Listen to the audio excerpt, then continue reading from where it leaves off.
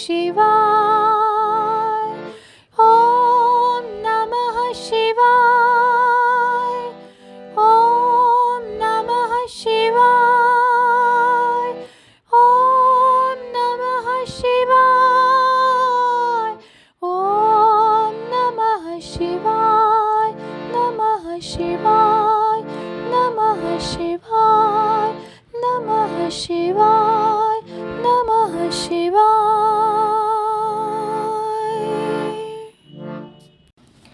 देवताओं का पलायन। इंद्र आदि के पूछने पर बृहस्पति का रुद्रदेव की अजेयता बताना।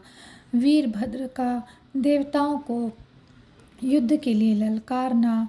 श्री विष्णु और वीरभद्र की बातचीत तथा विष्णु आदि का अपने लोक में जाना एवं दक्ष और यज्ञ का विनाश करके वीरभद्र का कैलाश को लौटना। ब्रह्मा जी कहते हैं, नारद, उस समय देवताओं के साथ शिवगणों का घोर युद्ध आरंभ हो गया। उसमें सारे देवता पराजित हुए और भागने लगे। वे एक दूसरे का साथ छोड़कर स्वर्गलोक में चले गए। उस समय केवल महाबली इंद्र आदि लोकपाल ही उस दारुण संग्राम में धैर्य धारण करके उत्सुकतापूर्वक खड़े रहे। तदनंतर इंद्र आदि सब देवता मिलकर उस सम्रांगण में बृहस्पति जी को विनीत भाव से नमस्कार करके पूछने लगे। लोकपाल बोले, गुरुदेव बृहस्पति, तात, महाप्राज्ञ, दयानिधे, शीघ्र बताइए, हम जानना चाहते हैं कि हमारी विजय कैसे होगी। उनकी यह बात सुनकर बृहस्पति ने प्रयत्नपूर्वक भगवान शंभु का स्मरण किया और ज्ञान दुर्बल महेंद्र से कहा। बृहस्पति बोले, इंद्र, भगवान विष्णु ने पहले जो कुछ कहा था वह सब इस समय घटित हो गया।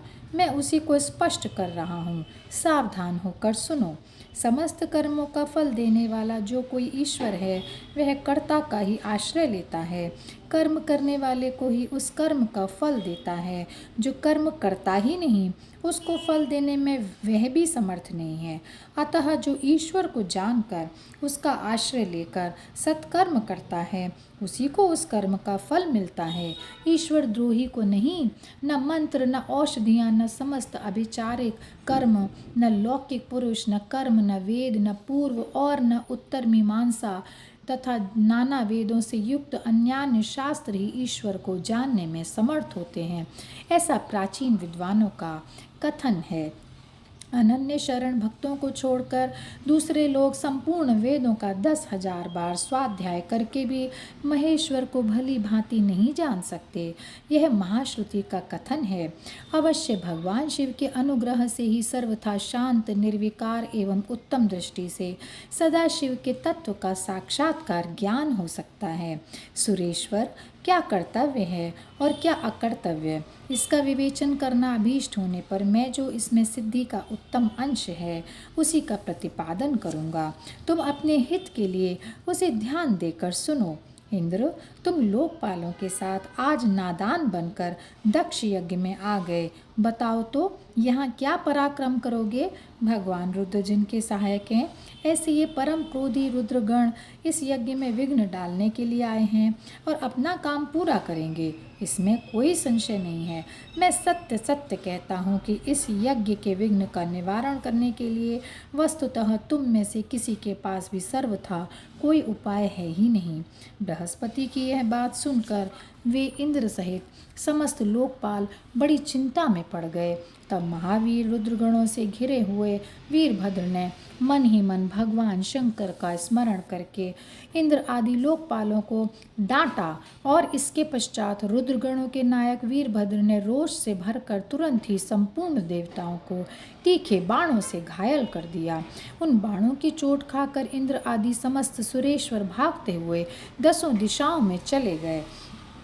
जब लोकपाल चले गए और देवता भाग खड़े हुए तब वीरभद्र अपने गणों के साथ यज्ञशाला के समीप गए।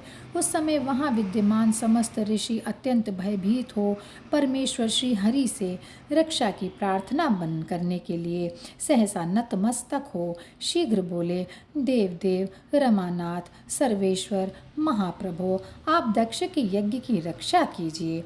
आप ही यज्ञ हैं, इसमें संशय नहीं है। यज्ञ आपका कर्म रूप और अंग है। आप यज्ञ के रक्षक हैं, अतः दक्ष यज्ञ की रक्षा कीजिए। आपके सिवा दूसरा कोई इसका रक्षक नहीं है। ब्रह्मा जी कहते हैं, नारद, ऋषियों का यह वचन सुनकर मेरे सहित भगवान विष्णु वीरभद्र के साथ युद्ध करने की इच्छा से चले। श्री हरि को युद्ध के लिए उद्यत देख शत्रुमर्दन वीरभद्र, जो वीर प्रथम गणों से घिरे हुए थे, कड़े शब्दों में भगवान विष्णु को डांटने लगे। ब्रह्मा जी कहते हैं, नारद, वीरभद्र की यह बात सुनकर बुद्धिमान देवेश्वर विष्णु वहाँ प्रसन्नतापूर्वक हंसते हुए बोले। श्री विष्णु ने कहा, वीरभद्र, आज तुम्हारे सामने मैं जो कुछ कहता हूँ उसे सुनो। मैं भगवान शंकर का सेवक हूँ, तो मुझे रुद्रदेव से विमुख ना कहो। दक्ष अज्ञानी है, कर्म कांड में ही इसकी निष्ठा है। इसने मूर्तावश पहले मुझसे बारंबार अपने यज्ञ में चलने के लिए प्रार्थना की थी। मैं भक्त के अधीन ठहरा, इसलिए चला गया। भगवान महेश्वर भी भक्त के अधीन रहते हैं। तात, दक्ष मेरा भक्त है, इसलिए मुझे यहाँ आना पड़ा है।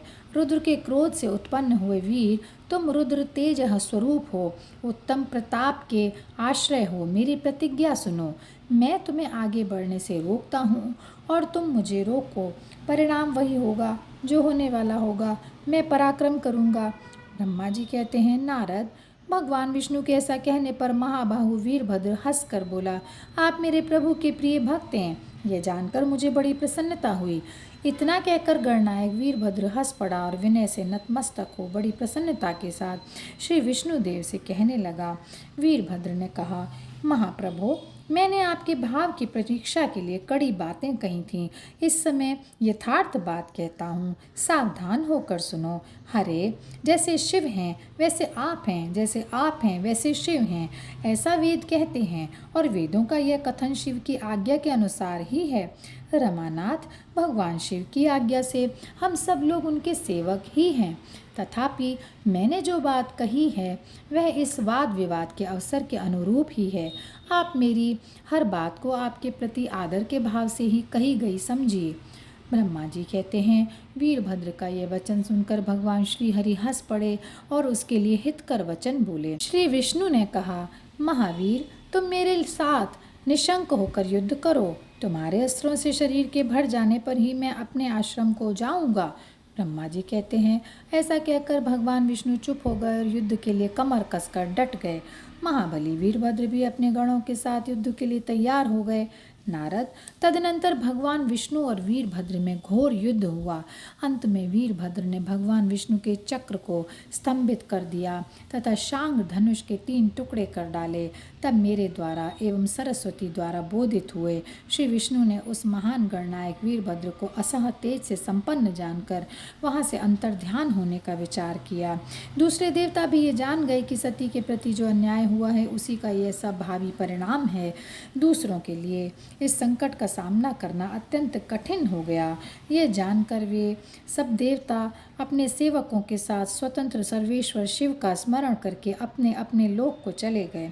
मैं भी पुत्र के दुख से पीड़ित हो सत्यलोक में चला आया और अत्यंत दुख से आतुर हो सोचने लगा कि अब मुझे क्या करना चाहिए। मेरे तथा श्री विष्णु के चले जाने पर मुनियों सहित समस्त यज्ञ के आधार रहने वाले देवता शिवगणों द्वारा पराजित हो भाग गए। उस उपद्रव को देखकर और उस महामख का विध्वंस निकट जानकर वह यज्ञ भी अत्यंत भयभीत हो मृग का रूप धारण करके वहाँ से भागा। मृग के रूप में आकाश की ओर भागते हुए देख वीरभद्र ने उसे पकड़ लिया और उसका मस्तक काट डाला। फिर उन्होंने मुनियों तथा देवताओं के अंग भंग कर दिए और बहुतों को मार डाला। प्रतापी मणिभद्र ने भृगु को उठाकर पटक दिया और उनकी छाती को पैर से दबाकर तत्काल उनकी दाढ़ी मूछ नोच ली।